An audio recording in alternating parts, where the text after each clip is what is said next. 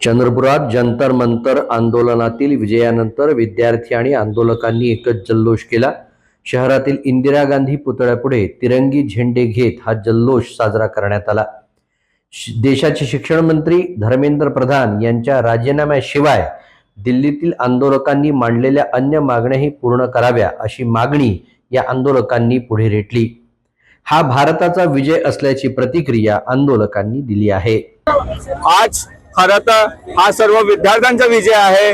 जे जंतर मंतर येथे काही दिवसांपासून जे विद्यार्थी तिथे बसलेले होते उपोषणाला, त्यांनी आज सरकार हालवून टाकलेली आहे। हा सरकारलाही समजलेला आहे, अगर विद्यार्थी रस्त्यावर उतरले तर विद्यार्थ्यांची मांग पूर्ण केलीच पाहिजे। त्याचप्रमाणे आज शिक्षण मंत्री धर्मेंद्र प्रधान यांनी राजीनामा दिलेलाच आहे। पण दुःख ह्या गोष्टीचे आहे, ज्या 21 विद्यार्थ्यांनी आपला जीव गमावलेला आहे त्या नीटच्या परीक्षेमुळे, आणि तो घोटाळा धर्मेंद्र प्रधानच्या काळात झालेला होता, त्यामध्ये आज जो विजय मिळालेला आहे त्या 21 विद्यार्थी ते सामील झालेले नाही। हा एक आमच्या सर्व विद्यार्थ्यांसाठी एक दुःख आहे। आणि जे धर्मेंद्र प्रधानचा राजीनामा घेतलेला ही आमची विजय आहे। पण त्याच्यामध्ये ज्या विद्यार्थ्यांवर लाठीचार्ज केलेला आहे आणि ज्या विद्यार्थ्यांवर गुन्हे दाखल केलेले आहे तेही सरकारने लवकरात लवकर मागे घ्यावे। तसेच ज्या विद्यार्थ्यांनी 21 विद्यार्थ्यांनी जीव गमावलेला आहे त्यांना त्यांच्या घरच्या लोकांना किमान 1 करोड रुपयाची मांग ही आमच्या सर्व विद्यार्थ्यांतर्फे करण्यात येत आहे।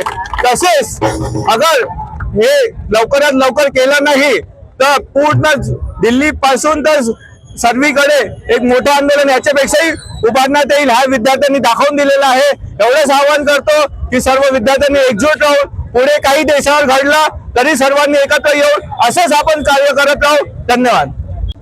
आज धर्मेंद्र प्रधान यांनी इस्तीफा दिला, त्यामुळे आम्ही इथं सेलिब्रेट करत आहोत। अभिजित दिपके सरांनी खूप मेहनत केली इथपर्यंत यासाठी। सोनम सरांनी 26 दिवस उपाशी राहून आज आम्हाला हा दिवस मिळाला आहे। आज धर्मेंद्र प्रधाननी इस्तीफा दिला, आज आमची एज्युकेशन सिस्टम सुधारली, म्हणून आम्ही इथं सेलिब्रेट करत आहोत। आणि हा आमचाच नाही तर ज्यांना ज्यांना मुलं आहे त्यांची सुद्धा हे जीत आहे, कारण